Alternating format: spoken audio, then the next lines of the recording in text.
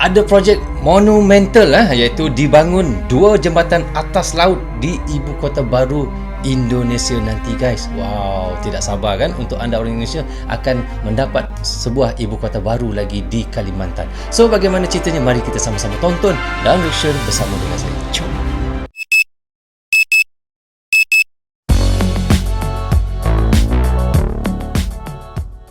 Hai guys, Assalamualaikum. Apa khabar semua? Berjumpa lagi kita di dalam Brozul Channel guys. Apa khabar anda orang Indonesia, orang Malaysia, orang Brunei, orang Singapura dan di seluruh dunia? Apa khabar anda semua? Saya doakan semoga anda sentiasa sihat, sentiasa dalam rahmat Allah, sentiasa dalam lindungan Allah dan sentiasa diberkati oleh Allah SWT. Itulah sebabnya rezeki yang Allah berikan kepada kita, iaitu kesihatan dan umur yang panjang. Okey, hari ini saya ingin mention lagi satu lagi video daripada channel, iaitu Lensa Kalimantan. Nah, kini subscribernya adalah 41,000 guys. Sangat banyak guys. Anda boleh pergi ke channelnya, klik butang subscribe dan klik butang loceng, tanda sokongan anda juga kepada iaitu Lensa Kalimantan. Tidak rugi guys, kerana ia banyak mengetengahkan cerita-cerita yang terbaru, iaitu tentang projek-projek ibu kota baru Indonesia yang akan ada tidak lama lagi guys.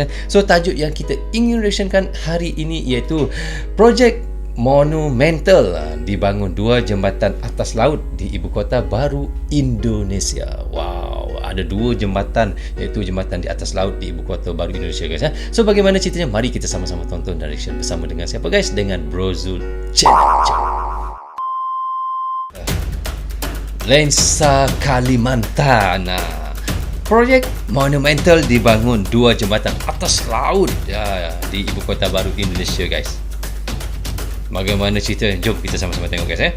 Pembangunan mega projek ibu kota baru Indonesia, Lensa Kalimantan.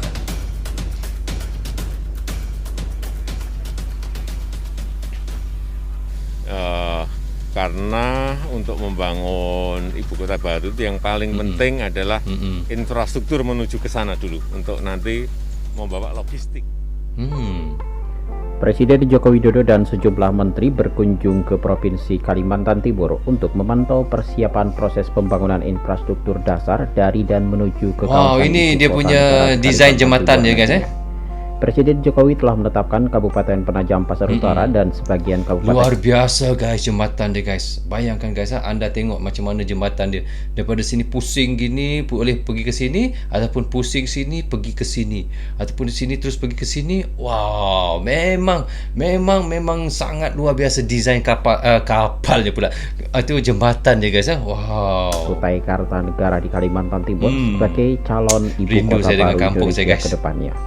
Penetapan calon ibu kota baru di wilayah tersebut juga nantinya akan ditopang oleh keberadaan dua jembatan yang membelah lautan, yakni jembatan Pulau Balang dan jembatan Tol Balikpapan Penajam Pasar Utara. Kedua jembatan tersebut akan menghubungkan kota Balikpapan selaku gerbang utama calon ibu kota negara nantinya menuju ke kawasan. Balikpapan adalah salah satu pintu gerbang untuk masuk ke ibu kota baru Indonesia ni guys. Baru saya tahu. Di pusat pemerintahan ibu kota negara di Kecamatan Sepaku, Kabupaten Penajam Pasar Utara, Kalimantan Timur. Rindu saya kampung saya guys bila dengar muzik Konstruksi jembatan Pulau Balang yang menghubungkan kota Balikpapan dengan Pulau Balang di Kabupaten Penajam Pasar Utara telah tersambung pada 31 Oktober 2020 yang lalu. Hal tersebut sekaligus menandai era baru kemajuan infrastruktur di kawasan ibu kota baru, sekaligus konektivitas di Pulau Kalimantan yang diyakini akan memudahkan mobilitas dan mendorong terciptanya pusat-pusat pertumbuhan ekonomi baru, juga sebagai tingginya guys. Dia punya puncak jembatan itu sampai tembus awan lah. Karena infrastruktur menuju lokasi ibu kota baru Indonesia nantinya.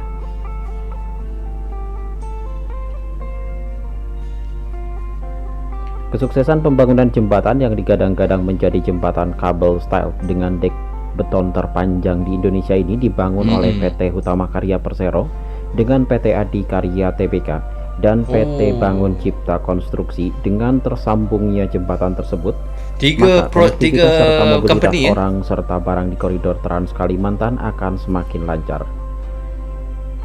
Jembatan Pulau Balang ini didesain dengan lebar 22,4 meter yang mencakup 4 lajur.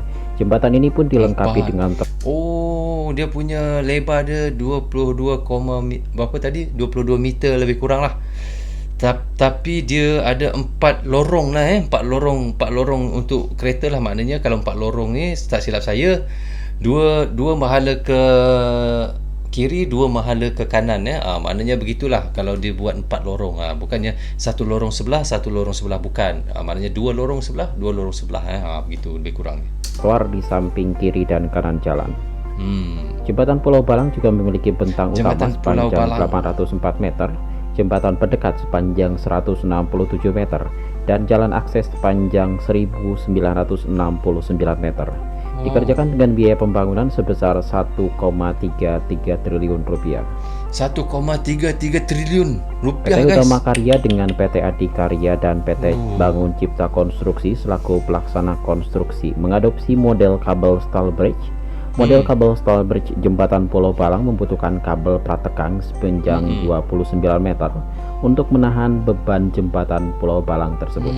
Selain daripada itu, terdapat 2 pylon atau tiang jembatan setinggi 116 meter untuk menahan kabel-kabel tersebut, serta 144 bore file atau tiang pancang sebagai penopang jembatan. Selain daripada itu, kemajuan teknologi juga diterapkan pada jembatan Pulau Balang ini melalui struktur health monitoring system atau SHMS yang akan membantu kesehatan struktur konstruksi jembatan Pulau Balang tersebut. Guys, sebenarnya saya baru tahu fungsi kabel-kabel yang keluar tu Rupa-rupanya kabel-kabel tu untuk menahan beban berat jembatan tu rupanya. Wah, baru saya tahu, guys.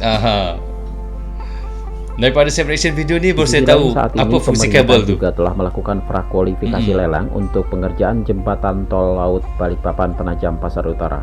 Jembatan tol yang akan menghubungkan pusat kota Balikpapan menuju ke kawasan inti ibu kota baru Indonesia. Ada lorong motosikal sekali akan memiliki panjang total 7,35 ada lorong motosikal, guys, tepi dia. Adapun proses prakualifikasi lelang tol Balikpapan Penajam Pasar Utara tersebut, sejumlah perusahaan dalam dan luar negeri telah menunjukkan minat untuk ikut serta menggeber proyek ibu kota baru tersebut. Perusahaan-perusahaan tersebut antara lain adalah PT Utama Karya Persero, PT Waskita Toll Road, PT Tol Teluk Balikpapan, China Road and Bridge Corporation, China Communication Construction Engineer Indonesia, dan sejumlah perusahaan besar dunia lainnya. Cantik dia punya animasi, guys. Animasi ilustrasi inilah, ilustrasi ini tersebut mulai terlihat setelah Direktorat Jenderal atau Dirjen Perhubungan Laut, Kementerian Perhubungan atau Kemenhub menyetujui ketinggian dari ruang bebas bawah jembatan tersebut atau clearance jembatan. Boleh kapal lalu ke bawah, guys, adalah 50 meter, namun Dirjen Perhubungan menyetujui di angka 65 meter. Pihak Kementerian Perhubungan guys, kalau bawah-bawah macam ni, guys, kalau memancing seronok bawah tu, guys. Ini telah menyampaikan surat persetujuan clearance dari Dirjen Perhubungan Laut ke Kementerian Pekerjaan Umum dan Perumahan Rakyat. Clearance tinggi 65 meter dihitung dari permukaan saat air surut rendah. Lebih lanjut, pembangunan jembatan tol Balikpapan Penajam atau yang lebih dikenal dengan tol Teluk Balikpapan terus dilanjutkan meski sempat menuai pro dan kontra dari berbagai pihak. Pembangunan tol tersebut nantinya akan menjadi bagian dari rancangan jalan tol di kawasan ibu kota baru Indonesia. Dalam rancangannya, jalan tol atas laut berbayar ini akan menjadi jembatan tol pertama di Kalimantan dengan panjang kurang lebih sekitar 7,35 km. Dan tol yang pertama yang ada di Kalimantan, guys. Tol di atas jembatan laut ni kira tol yang pertama di Kalimantan juga, ya. Wow, memang seharusnya kena ada tol lah, kan, kalau jalan-jalan begini, kerana kosnya bukannya sangat murah. Katanya tadi 1,33 triliun rupiah, guys. Wow, banyak ni. Berapa tahun untuk kita mendapatkan balik modal, orang kata kos pembuatannya tu, kurang-kurang pun 20 tahun 30 tahun pun belum tentu boleh dapat modal untuk kos pembuatan jembatan ni, guys. Butuhkan investasi mencapai 15,35 triliun rupiah. Dikutip dari Tirta Kaltim, studi kelayakan yang disusun serta diuji telah menunjukkan hasil yang dinyatakan layak secara ekonomis, finansial. Ini yang saya kata tadi, guys. Ni kabel-kabel ni. Kabel-kabel ni yang saya kabel susah betul nak sebut. Kabel-kabel ni lah dulu saya selalu nampak, memang bukan dulu lah, sekarang pun saya selalu nampak lah kabel-kabel ni. Rupa-rupanya saya ingatkan dulu untuk hiasan je kabel ni. Rupa-rupanya kabel ni kegunaannya daripada tiang ni dia akan menahan tapak jembatan ni itu rupanya gunanya kabel-kabel tu guys. Allah, memang saya buta betul tentang pembangunan ni maksudnya tentang orang panggil sesebuah struktur binaan tu. Saya memang tidak pandai langsung lah guys. Bila admin ni cakap baru saya tahulah apa gunanya. Dan juga teknis. Studi tersebut juga sudah mempertimbangkan faktor seperti tarif yang akan dikenakan kepada masyarakat dengan menimbang kemampuan dia punya bayar tu masyarakat. macam ada bentuk sesuatu lah dia punya tiang ni macam ada Jembatan bentuk itu sesuatu rencananya akan memiliki ketinggian 68 meter di atas permukaan air laut, yang lebih tinggi dari rencana sebelumnya yaitu 55 meter di atas permukaan air laut. Asalnya binaan jembatan ni 55 meter di atas laut tetapi ditinggikan menjadi 68 meter. Okey lah, tinggi lagi kan. Mungkin boleh lagi kapal-kapal yang besar akan lalu bawah jembatan tersebut kan. Lagi tinggi lagi bagus, betul tak guys? Masalah ketinggian tersebut menjadi salah satu masalah penting karena sebelumnya menjadi polemik yang membuat beberapa kapal besar menjadi terbatas aksesnya. Pembangunan jembatan tol Teluk Balikpapan dipandang sebagai salah satu proyek penting dengan pembangunan infrastruktur, mengingat kehadirannya akan menjadi penopang keberadaan ibu kota baru Indonesia di Kalimantan Timur. Betul. Selain daripada itu, untuk dapat memastikan jembatan terpenuhinya kebutuhan koneksi ke kawasan ibu kota baru, pemerintah tentu tidak dapat mengandalkan pada satu atau dua moda transportasi yang menghubungkan ibu kota baru dengan kota-kota di sekitarnya. Pembangunan jalur darat dipandang sebagai sesuatu yang secara natural diperlukan untuk memastikan alur transportasi masyarakat dan juga industri dapat berjalan Cantik dengan desain lancar. Jembatan ni guys Kawasan ibu kota baru yang dibangun diperkirakan akan membutuhkan 400 km jalan baru untuk sekitar 300.000 ASN. Penambahan populasi ini tentunya perlu didukung dengan memastikan konektivitas yang baik dengan wilayah di kawasan kota penyangga ibu kota nantinya. Betul, hebat. Oleh karena itu, jalan tol Teluk Balikpapan ini nantinya akan berdampak pada nilai ekonomis dan juga kepentingan seluruh masyarakat di kawasan ibu kota baru nantinya. Jalan ni kalau kita tengok guys daripada sini dia akan, kalau kita hendak pergi ke sebelah sini lah, kita kena macam ni, pusing sini terus pergi ke sini guys macam tu Kalau kita datang daripada hujung ni hendak pergi ke tepi tu, pergi ke sini terus ke sini itulah dia punya sebab-sebab jalan dia. Wow. Ataupun kalau kita datang daripada sini untuk pergi ke sini, pergi ke sini pula. Macam tu dia punya design dia. Sebab tu dia buat macam bersimpul-simpul sikit lah, pusing sikit lah. So, okay guys, kita dah tonton direction bersama-sama tadi kan.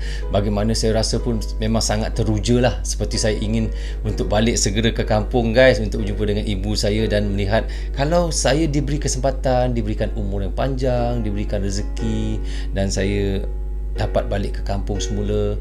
Maksudnya bila projek ini sudah siap lah, saya ingin membuat satu video vlog untuk anda seluruh di Indonesia guys, dan saya akan melalui jembatan tersebut kerana jembatan tu di Kalimantan, di kawasan kampung ibu saya je.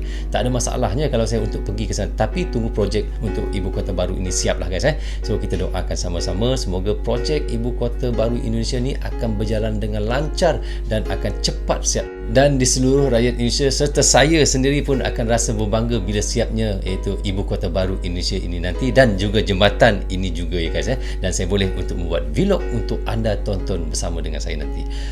So, okay guys, sampai di sini saja untuk reaction sekali ini. Semoga manfaat untuk kami di Malaysia dan untuk anda di Indonesia juga. Jangan berhenti menyokong Bro Zul Channel. Tanpa sokongan anda, tiadalah Bro Zul Channel di dalam YouTube ini. Bagi anda yang suka dengan cara saya reaction, anda boleh klik butang subscribe dan klik butang lonceng, tanda sokongan anda juga kepada Bro Zul Channel. Saya minta maaf kerana anda tersilap kata dan tersilap cakap sepanjang saya melakukan reaction, kerana saya manusia biasa, tak akan pernah terlepas daripada melakukan kesilapan. So, jaga diri anda, keluarga anda, terutamanya anak isteri anda. Assalamualaikum. Goodbye. Bye-bye.